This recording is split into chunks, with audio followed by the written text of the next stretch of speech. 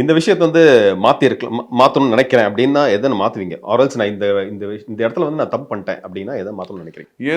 எந்த இடத்துல நான் தப்பு பண்ணிட்டேன்னா, நான் வந்து ஒரு விஷயத்த ரொம்ப சாஃப்ட்டா அணுகுனேன். சில விஷயம் வந்து யாரையாவது கண்டனம் தெரிவிக்கணும்னா, அது கொஞ்சம் சாஃப்ட்டா சொல்லிட்டேன். அது எனக்கு வந்து என்ன பழக்கம்னா, இவங்க இப்படி சொன்னா கேட்டுப்பாங்க அப்படிங்கிற ஒரு விஷயம் நான் நெனச்சிட்டு இருந்தேன். பட் சில விஷயங்கள் வந்து உரைக்கிற மாரி சொன்னா தான் அது உரைக்கும். அது அந்த விஷயத்துல நான் கொஞ்சம் கோட்ட விட்டுட்டேன்னு ஃபீல் பண்றேன். இன்னொரு விஷயம் எல்லாத்தையும் நம்பக்கூடாது.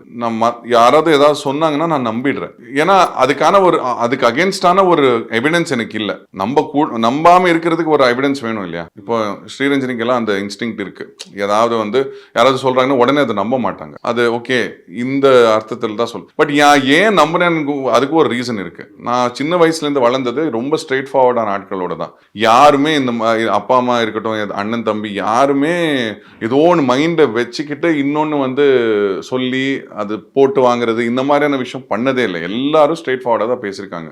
அதே மாதிரி என் மனைவியும் சரி, என் மாமனார் மாமியார் எல்லாரும் என்னை சுத்தி இருக்கவங்க எல்லாரும் ரொம்ப ஸ்ட்ரெயிட் ஃபார்வர்டான ஆட்கள். ஸோ நான் யார்கிட்டயும் இந்த இந்த இந்த ஓ இவங்க பேசுறது இப்படி இருக்கு, ஆனா அதுக்குள்ள ஒரு லேயர் இருக்கலாம் அப்படின்னு நினைக்க வேண்டிய அவசியமே இருந்ததில்லை. ஸோ இந்த வீட்டில் அதை நான் வளர்த்துக்கிட்டேன். அதை இனிமே போகும்போது யாராவது என்கிட்ட ஏதாவது பேசுறாங்கன்னா ஓகே இதுக்கு ஏதாவது ஒரு உள்ளர்த்தம் இருக்கலாம் அப்படின்னு நினைக்கிற ஒரு தன்மை நான் இந்த வீட்டில் இருக்கிறதுனால நான் வளர்த்துக்கிட்டேன்.